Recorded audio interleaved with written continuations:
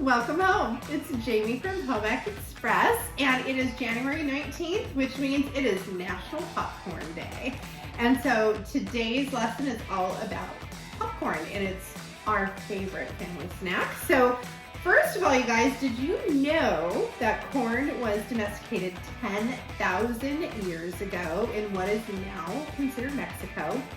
And about archaeologists in New Mexico caves found popcorn kernels that were right about 4,000 years old, and they were used to create headdresses, garlands, necklaces, and so much more that were worn, forget this, popcorn dances. So how in the world do you do a popcorn dance? I don't know. But Spanish explorers came upon the Aztecs and found that they were doing this. They were a little bit kerpluffled. So the Aztecs would do popcorn dances. Yes, they did popcorn dances. And according to Aztec legend, they believed that a little demon lived inside of each and every kernel of popcorn. And when the demon's house got too hot, it would explode. And it was very angry. And therefore, it created a popcorn kernel. That's right. That is how popcorn was made. JK. But in the 19th century, popping kernels were achieved by hand on stovetop in big, heavy Dutch oven, cast iron Dutch ovens, and they were sold on the East Coast. They were called pearls. They weren't called popcorn kernels. And the term popcorn first appeared in John Russell Bartlett's 1848 Dictionary of Americanisms, not Jamieisms, not Momisms, but Americanisms. So, an early popcorn cart or popcorn machine in a street cart was invented in the 1880s by Charles Creeders in Chicago, before the Chicago dog. And it increased in availability to people around the 1890s. And it became more and more popular as time went on. And so by the time the Great Depression came about, which was really sad, but it was great for popcorn because, that's right, it was sad for everybody else, but it saved some of the farmers because they were able to grow the special corn that creates popcorn. And so it was also a cheap snack. It was 5 to 10 cents a bag, and you were able to make it at home. And one of those farmers that was able to literally save the farm because of popcorn, his name was Redenbacher. We'll learn about him in just a minute. So during World War II, sugar was being rationed, and you couldn't get candy snacks as much as you normally could.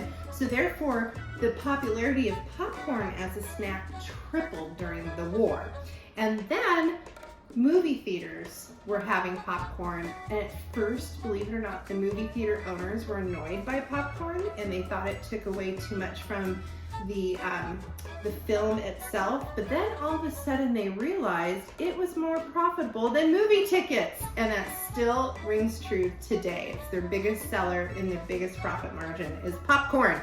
And so with the advent of television at home, theater sales of popcorn started to wane until they remarketed it, and it was able to become something incredibly popular.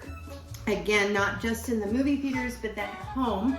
And then by 1970, the name that we all know that is tied to popcorn, Orville Redenbacher, was launched as a business. And then in 1981, General Mills came up with the patent for the very first bag of microwave popcorn. And then all of a sudden there was a huge increase in popcorn sales over the years, and it's been very, very steady since. So, there are two types of popcorns, okay? There's the butterfly, also known as the snowflake, which most of us pop at home. And then there is the mushroom type of popcorn. And that is more in those pre-packaged caramel corns and the stuff that you buy because they're a little bit hardier and not quite as tender, and they don't break in shipping.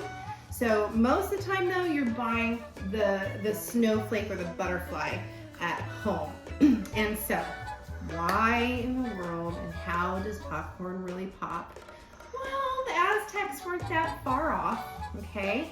So every single kernel of corn, okay, and here's my handy dandy jar of popcorn here. So in every single kernel of corn, there is an itsy bitsy drop of moisture in there. And what happens is, as soon as the heat starts to build, that moisture turns to steam and the pressure continues to build and build and build, much like the angry demons. the Aztecs believed were in these little kernels.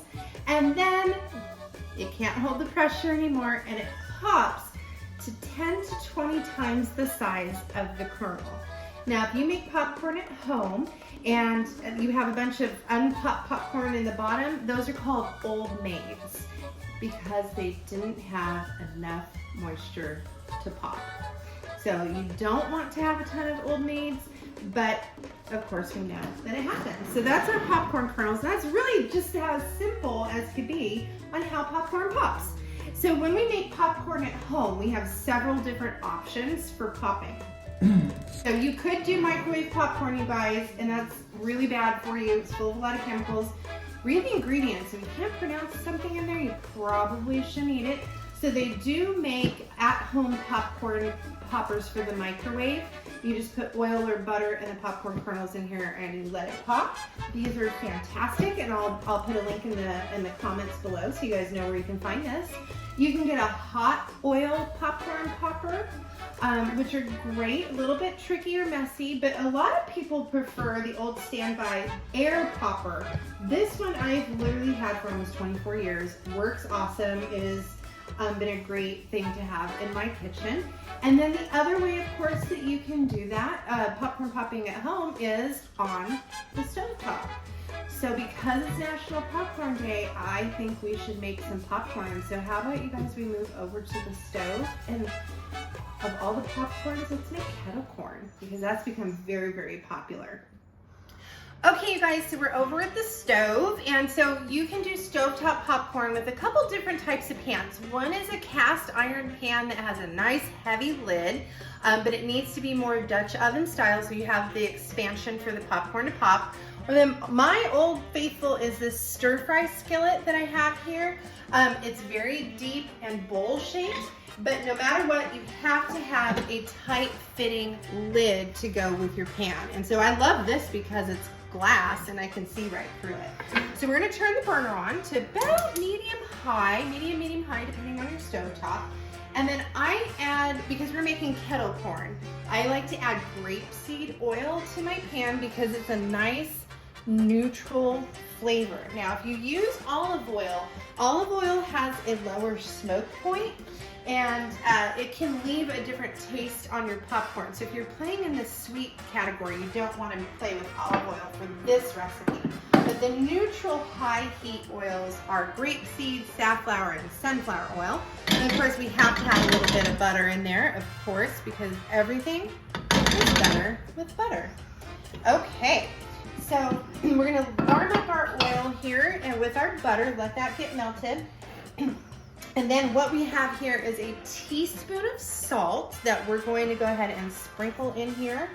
And then 2 tablespoons, so the big T, of sugar. And that is our sweet and savory, or sweet and salty with the kettle corn that everybody loves. So we're gonna just let this get hot. See how it's all melting. Together in there. And this is something you definitely want to watch your heat while you're making kettle corn in particular, because sugar can burn, okay? And we want to make sure that we're just managing our heat really well.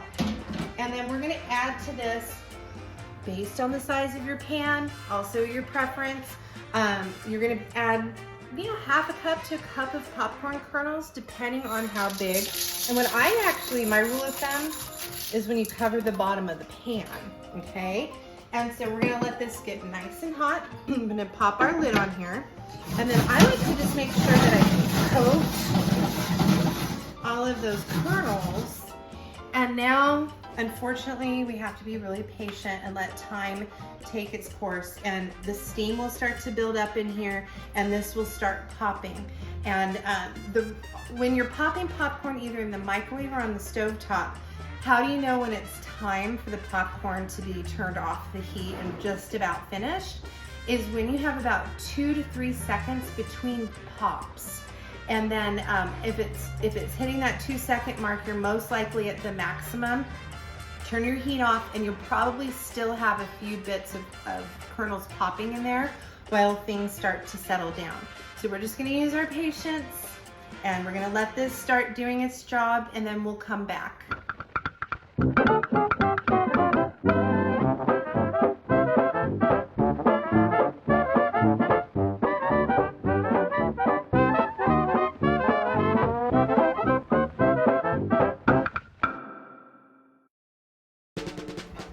Okay, the popping has finished up, and the most important thing, you guys, when you open your popcorn is open the lid away from you so you don't get a popcorn steam facial, because that would not be fun.